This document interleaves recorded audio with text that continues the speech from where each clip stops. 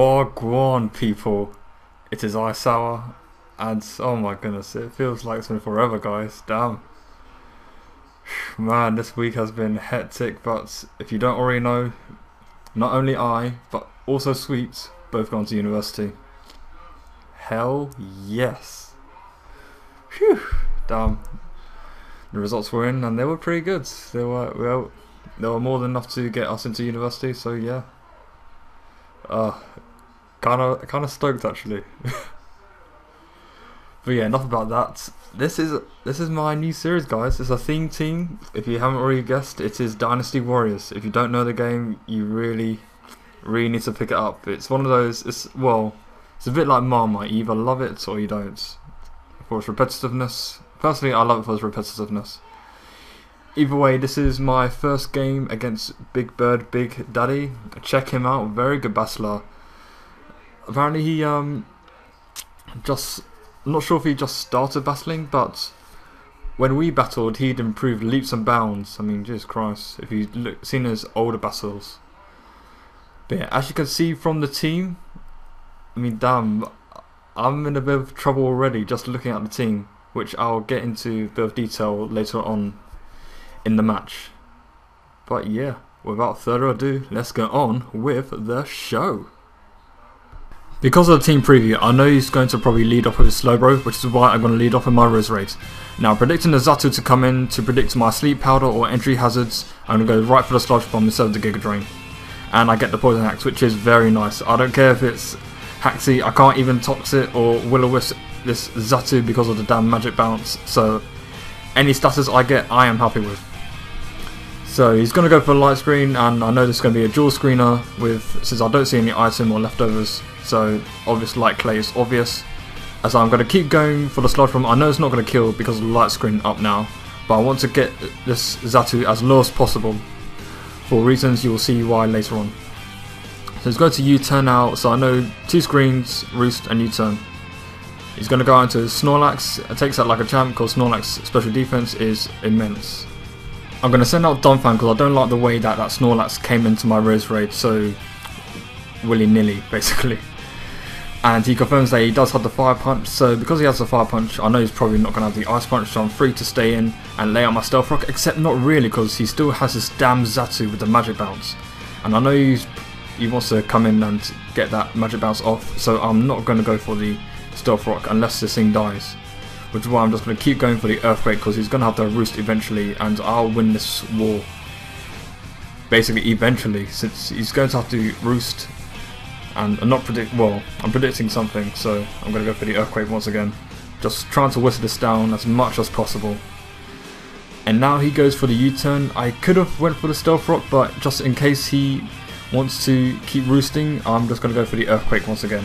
Now in comes Slowbro, and now the Light Screen wears off, and I know he's not going to go into switch into Zatu right now, so I'm going to go for a Stealth Rock right now, and that's excellent. Unfortunately I had to sacrifice my Donphan to get off, but you know, hazards is hazards, and I like my Stealth Rocks, so now that Zatu is dead unless Hitmon top comes in. And also I don't see any item on that thing, so Specs is Specs. So I'm going to go for the Giga Drain with Rose Raids. I don't see any leftovers on this Zapdos either, and I was thinking he's going to switch into this thing, but you know, I just want to play it safe. He goes for the Heat Wave and he reveals that he's Life Orb, which is excellent. I know I can live one at full health, easy. Get off the Sludge Bomb and down goes Zapdos. Snorlax with the ever-threatening Fire Punch now enters the field. He's probably not going to go for it, but if he does, I'm going to go to my Kingdra, who quad resists that, but he goes for a return. Nice play on his part. And the reason, well, apart from the reason that if he went for a Fire Punch, I went into Kingdra, but the real reason is because I want him to fear the physical set, which I'm not actually. I'm special Kingdra. I go for a Rain Dance. I know now that the Rain Dance is up, he's not going to go for Rapid Spin because I'm probably might sweep his team, so he's going to go for the Close Combat with the small investment in HP. I'm going to be able to live that. And now he's going to switch out into his Zatu to waste another turn of Rain, which was a good play on his part. I should have went for the rest, but I didn't, so you know, what can you do? I can no longer bluff that I have a physical move as I reveal my final move, which is Rest. as I am a somewhat resto chesto kingdra, but I have the lumber instead, as toxic and thunderwave can, or any status can really be a hamper to this kingdra, so it just helps its sweeping ability due to, but with the sacrifice of life orb obviously. Here I go for another hydro pump as he's going for the curse, and now I make a bit of a misplay here, since I forgot I didn't take into account the curse, which is why I went for the rain dance. But the main reason why I went for the rain dance is because if my next Pokemon dies due to some hacks, I'm going to need the rain up for my Slowking and my other two guys, which are weak to fire. Now the mighty Lubu is going to keep hacking away at Stone Edge, except not really because it misses. Oh, I hate that move so much. It always misses. Oh, I hate Stone Edge. I don't want to put it on Rock Slide because the damage output is just, it misses out on the KOs. Oh, just frustrating. The mighty Lubu goes down. Oh, god damn it. And he didn't even give me a crit on the third one, which is just like, eh. In any case, Sensei, the Little Conqueror, comes in, Brick Break, down it goes. Say no more. And what's a Hitmontop to a Bishop? I mean, come on. Intimidate, talk. How about Defiance? Yeah, you can't intimidate me, man. But still, I do not want to risk the possible speed tie just in case this thing has a Mach Punch. Because I know Sucker Punch would have probably taken him out from that range. But again, I'm fearing the Mach Punch. And I know the Intimidate set doesn't usually carry Mach Punch, but you obviously haven't played Sweets, so never say never, honestly. But he leaves his Hitmontop as Death Fodder, which is absolutely amazing. I'm so glad he left it in, just to die. Phew. So, if he did have Mach Punch, you can't use it anymore. As I'm just going to stay in and go for the Surf. As he goes for this Fire Blast, the Specs Fire Blast, because there's no item. Just predicting my switch, but I have no reason to switch out now. I'm just trying to whistle this thing down as much as possible. Oh, and in this series, guys, get used to Slowking. Get used to him, seeing him toxic, since ridiculous. Now, if it's one thing I've learnt about battling, is sometimes you always have to go for the obvious, as he was probably predicting my Swords Dance of some sort, but nope, I go right for the Sucker Punch, and phew, okay, so it's going to come down to the wire, guys.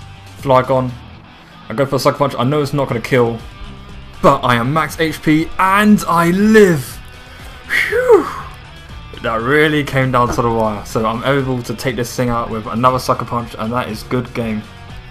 He had a 33% chance to KO me as he was Adamant Scarfed, or actually to be more accurate, 33.33%, so that's exactly a third. But wow. It was either going to be a 2-0 in my favour or a 1-0 in his favour. But damn, that was just a really good game. Especially for my first tryout of this team, I mean damn. And of course I faced every issue with this team, since this team isn't perfect, so I'm not claiming it to be. But yeah. Slowking can't deal with other slow bros, and I don't want to be in that matchup, but I was. I hate Xatu and it would have been Espeon, but that got kicked out. And I've got a lot of special attackers, and I hate dedicated special walls like Snorlax. Well, not really dedicated special walls. Well, yes, like Snorlax, but that was more of a curse set, but it was bulky enough to be an annoyance. So yeah, this is the Dynasty Warriors theme team. Tell me guys what you think. I mean, damn, but yeah, there's a lot more to come. Definitely. Oh, and to BigBirdBigDaddy, the reason why I was so scared after the Aerodactyl died to your Snorlax is because in my mind I wanted to get this situation where it'll be Slowbro and your Flygon versus my guys, and as long as Aerodactyl was still alive, you would be hard pressed to go for the Earthquake, as if you went for the Earthquake you would have killed off my Bishop, but you would have been locked into it and Aerodactyl would still be alive. But because Aerodactyl died, you had no reason not to go for the Earthquake now. So yeah, I think too much, I know, but that's my thought process. Check out my opponent, BigBirdBigDaddy. Honestly, he's one of the nicest guys you'll find on the internet, trust me. Oh my goodness, such a polite guy. He's even doing a Nuzlocke challenge. Yeah, that was it.